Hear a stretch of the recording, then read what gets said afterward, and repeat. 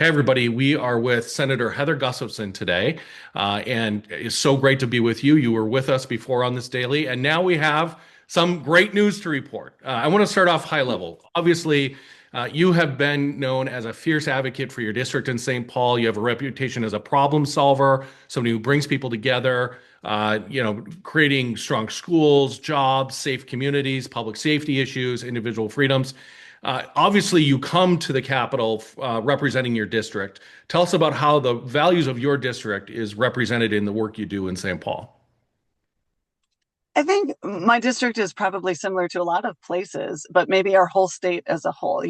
Most people are busy raising families. They're going to work. When I'm out there knocking doors, a lot of times I'll be walking up a driveway and they're, getting their kids out of the car they just picked up from daycare with a couple of Target bags and they're going in to make dinner. And so they don't have a lot of time for us to get into maybe the details of this bill or that bill, but they just are like, are you fighting for me? Right? I want a safe community. I want strong schools. I want government to be held accountable, and I want to be able to live my life without the government getting in my way. Is that what you're doing? And so we just start the conversation there with, yeah, I lived here. I've lived in my community a long time. I also raise kids. We're also a paycheck to paycheck family. These are things that I share, and it's the experiences that I bring into the Capitol. So I think, when people see you and they hear you and they recognize that you have so much in common with them, they understand that you're probably going in those rooms and you're going to make sure that their voices are heard as well. This session, you helped shepherd through the legislative process the bill that created the Office of Inspector General. It's an incredibly important piece of legislation. You worked on it last year, got it passed last year. It got passed unanimously this year again through the Senate. Talk us about your experience writing that bill. Why was it so important, and what is it going to do for Minnesota?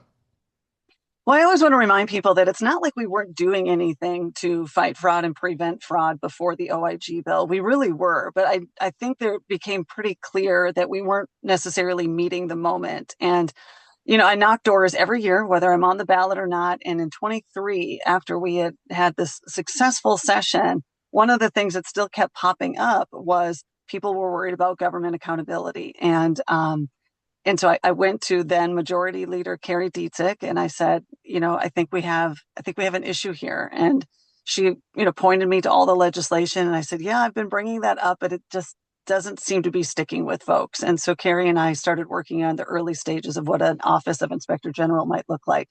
But then it became it was a lot of work. It was just me sitting down in my laptop, going through what other states have already passed, what is working in other cities, anybody that already had an Office of Inspector General, what worked, what didn't. We met with a lot of other states and cities and sort of put together a framework. And then we introduced it in 24. We passed it in 25. And then this year we finally got it across the finish line and signed into law. But I think when the House was tied, I realized pretty quickly that we need to make sure that we have everybody represented and start working with the House right away. And I think that, I always say it was one of my favorite bills to work on too, because not only did it address a real problem that we were facing in Minnesota, but it also gave me a chance to do all of the things that I always tell people I want to do. I want to work across the aisle. I want to be a practical problem solver. I want to make sure that, the laws we write and the policies we create are not with that don't have a politics first focus on them. It's more of is this the right thing to do? Is this a needed solution to a problem? And can we get it done? Absolutely. Minnesotans everywhere are so thankful that you focused your time on getting this bill across the finish line. If everyone on this call tells someone one thing about the Office of Inspector General, what would you want it to be?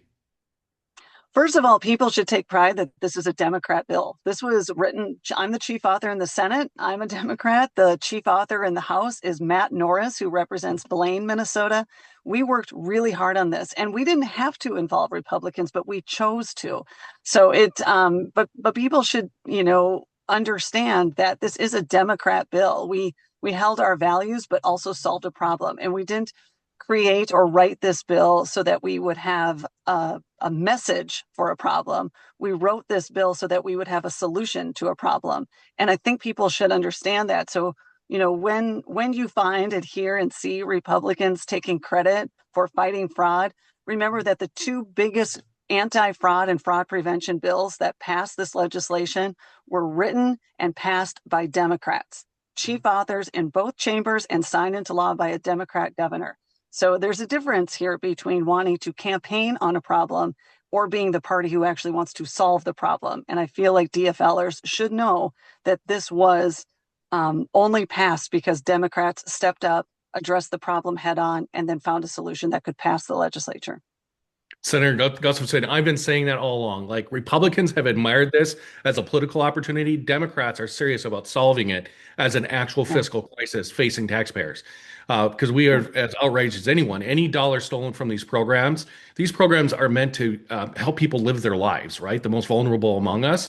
And any taxpayer dollars stolen from them by fraudsters, we have to take seriously. And thank you for establishing the Office of OIG to make sure that we can do that into the future.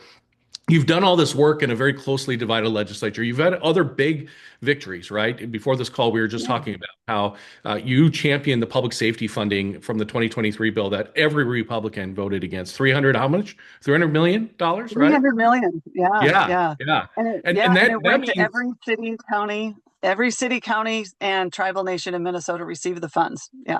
and they used it to build new fire stations and police stations, new equipment, new officers. Some people use it. So it's just really fantastic. You've done this in really tough legislative environments. What's it like to work there day in and day out? It's hard. You really have to dig deep in some of those skills and those people skills. Before I did this, I was a teacher. Before I did that, I was a radio broadcaster. So used to working with big personalities that are unpredictable. And so you really have to dig deep into some of those skills. And, a good idea doesn't matter what party it comes from, but there is a difference in who can pass things and who can't. And we haven't seen the Republicans really want to actually pass something. They really like to just message a problem. And so that part can be really frustrating. But there are people who you could work with, and you just try to build those relationships. And then you just have to narrow down, what can we get done and what do we have to wait for? And I think Minnesotans are maybe tired of, the last 2 years having to wait on things that were actually very important to Minnesotans and their families and their futures. And so those are some of the things that we're looking forward to if we can get back the House and hang on to the Senate. That's fantastic. Okay, so I know that you are an avid door knocker. You knock your district, as you said, every year, not just the election years. Have you started door knocking? How much have you door knocked? And what are you hearing at the doors? Yes, I have. I am door knocking. I was just having this conversation with your staff before we got on, but one of the things I'm noticing is that Trump is not popular. He is, and all of the Republicans that are on the ballot this year are proud Trump supporters. So people should know that. And I don't go to the doors so that I can just talk about how much I don't like, the party running the federal government right now. In fact, I don't even bring it up. What stands out to me is that they bring it up to me. I'm not going to the door saying like, well, what do you think about this or that? They're the ones who say, I can't do this anymore. I can't believe that I have to try to protect my family from my own federal government.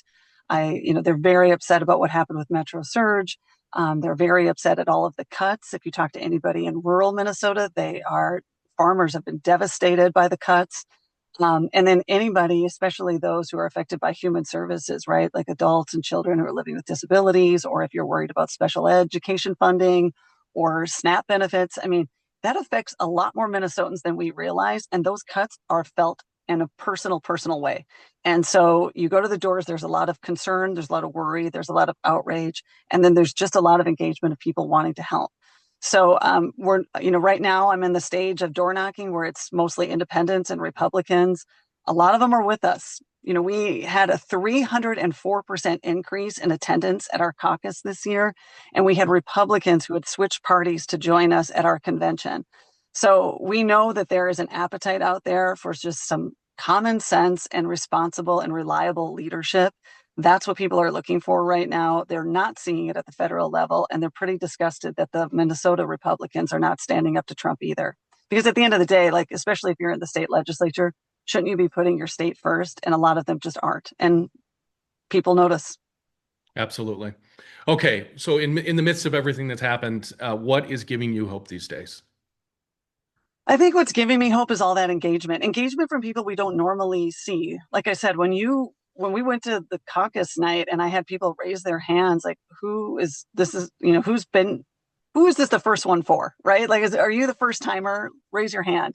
And many people did, and they were I mean, I feel like I know so many people in my community. These were new faces. These were new people, and it matters. That gives me hope because it means that we are reaching people who might not have felt like they belonged in the last cycle, and now they have found a place where they can be around people that also share the same concerns that they have.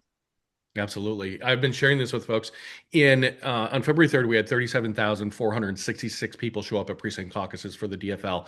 50%, half of them were first-time ever attendees.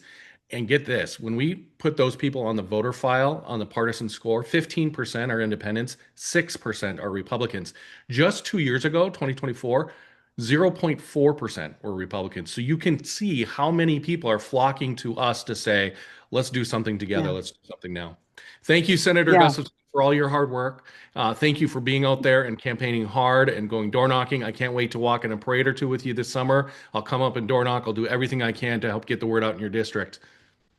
Be great. Thank you so much. I appreciate the time.